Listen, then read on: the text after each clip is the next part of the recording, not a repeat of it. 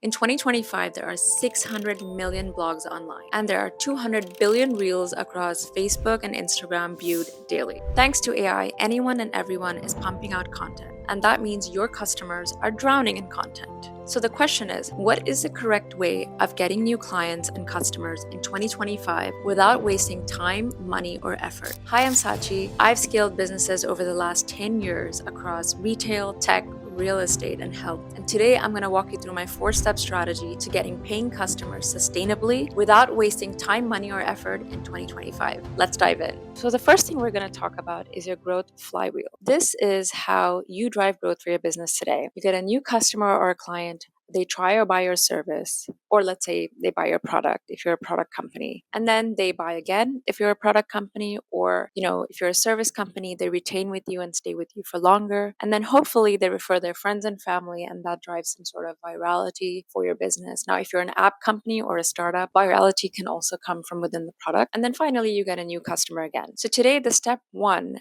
of the 4-step growth strategy is to brainstorm channels that apply to your business. So these channels are actually going to feed this flywheel, and it's going to drive bigger and bigger growth for you. If you're short on time and you want the full list of growth channels and a free step-by-step guide to apply the strategy to your business, just grab it from the link in the description below. Okay, so what do I mean by channels? Channels are all the possible ways that you can actually get new customers to your business. And there are organic channels and there are paid channels. So step 1 is to actually brainstorm channels that are suitable for your business, whether in organic or paid. And you shortlist 3 or 4 channels that you're going to run through a filtering process, right? So what is this filtering process? It's the 3 C's. We're going to look at it from a lens of customers. So, do your target customers or clients live in this channel? Second is cost. So, what is the cost of acquiring a new customer in this channel? And how does that compare with the lifetime value of your customer? So, the key is that you want to make sure that your lifetime value far exceeds the cost of acquiring a new customer so that this economically makes sense for your business. And then finally, and very importantly, chance to win, which is, can you win in this channel? What's your edge, and can you stick to see results in this channel? Now that you have your shortlisted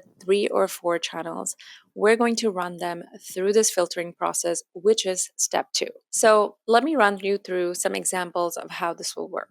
Let's say you are a fitness coach and you are exploring the channel of Instagram, which I think is a fairly good educated guess. Let's see, do your customers live there? And I think one good way to kind of pressure test that is to see if your competition also targets the same channels and if they're being successful, which means they are actually getting clients there, and so can you. That's one way. And the second way is, if this channel has worked for you before, chances are that it can work for you again. Now, the second thing to look at is cost. What is the time, effort, and money that you can put in to Instagram to getting new clients? And this includes content creation, editing, but also then, lead qualifications. So if you get a lead in through a DM, what is the process of that? Will you be handling it? Will you hire someone else to sort of convert that lead into a customer? So it's the cost of all of that, getting a new lead to actually a paying customer. And we're going to compare that to the lifetime value of your client. Now, let's say as a fitness coach, your typical lifetime value of a client, which is how much a client pays you across their life with you. Let's say you have a client paying $300 a month on average, and typically they last for 6 months with you. So the lifetime value of a client is $1,200, which is actually really decent. And so now you want to make sure that the time, money, and effort that you put into this channel per customer acquisition is actually less than that, which is less than 1,200. And that means this flywheel will work really well for you. And finally, it's your chance to win. Can you create content that is better than your competition for your niche? What is your edge? And can you be a brand ambassador for your edge? So, great example that I like to bring up is Chrissy Sella. She's someone that I actually follow. She has 3.3 million followers on Instagram, and her niche is targeting women who want to look their best and also feel very strong. And she herself is a fitness ambassador for her own brand. Another one that I think is a really good way of utilizing YouTube is Squat University, which is Dr. Aaron Horschig. And he is taken a very educational angle because that's where his edge lies. And so his content is very educational, scientific, and really breaks things down for the generic audience, but also for elite athletes. So let's take another example that may not be so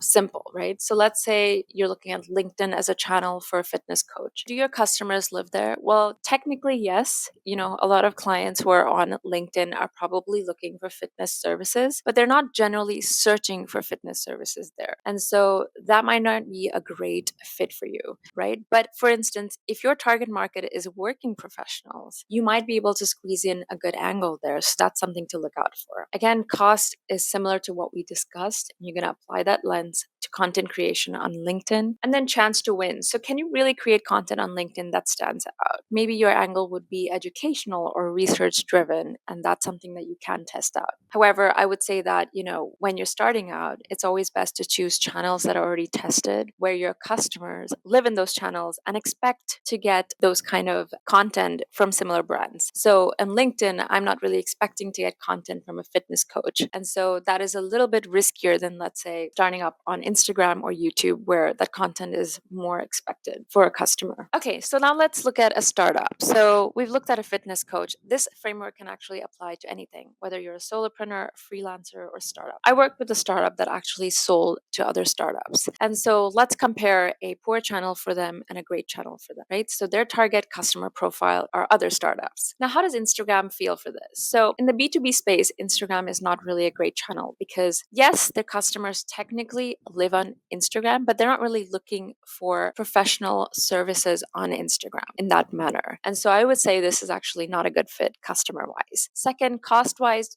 potentially you could make this work. Let's say if your lifetime value of a client, your monthly recurring revenue per client is $20 a month, and they stay with you for 6 months on average before they leave. But let's say the lifetime value of a client is, your one client pays $20 a month for 6 months.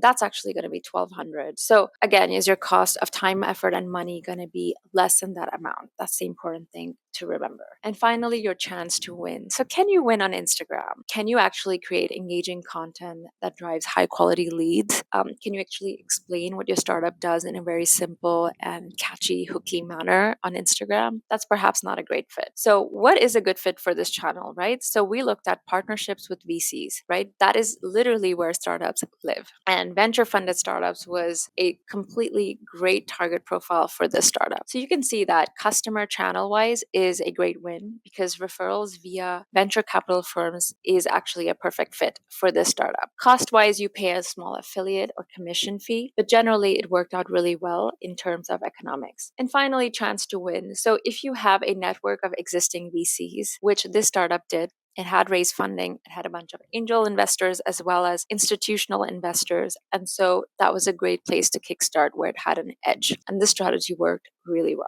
So you can see how it is important to choose a channel and take a really strong, educated guess based on what would be a great fit for you based on the 3 C's. And now we go to step 3, which is to test the channel. Now that you've brainstormed the channel, you've filtered it through the 3 C's, and step 3 is now to test the channel. So what does that mean? It means to actually test whether the channel is a good fit for your specific business. We're going to run a high signal, low risk test to see if you should actually scale this channel. And this is key because this is how you're going to avoid burning out on time, money, and effort in 2025. Everything is going to be niche related and related to your micro market. So what works for one company may not work for you, but this is a great way to actually test the channel. So the test has to be big enough to validate, but small enough to reverse. So let's look at a fitness coach again. Here, let's say you chose Instagram. How are you going to test this channel? Let's say you decide you're going to post 3 times a week for 2 to 3 months, and you're going to iterate on each post and make sure you're consistent. And at the end of 3 months, you're going to actually validate what your results look like. Now, 3 months is a long time to see whether a channel, is test worthy. And if you're a founder and a solopreneur with a small team, or perhaps yourself, it's a huge time commitment. So there is a shortcut for testing out this kind of a channel, and that would be to actually run an ad or boost your posts on Instagram with that type of content for quicker iterations, because that way you get quicker engagement, quicker views, and then you can actually iterate quicker and then realize what kind of content actually scales and then double down organically in that sense. Now, let's say you're a startup, right, that we discussed, and partnerships is a route you went with. How do you test that channel? Let's say you start with one partnership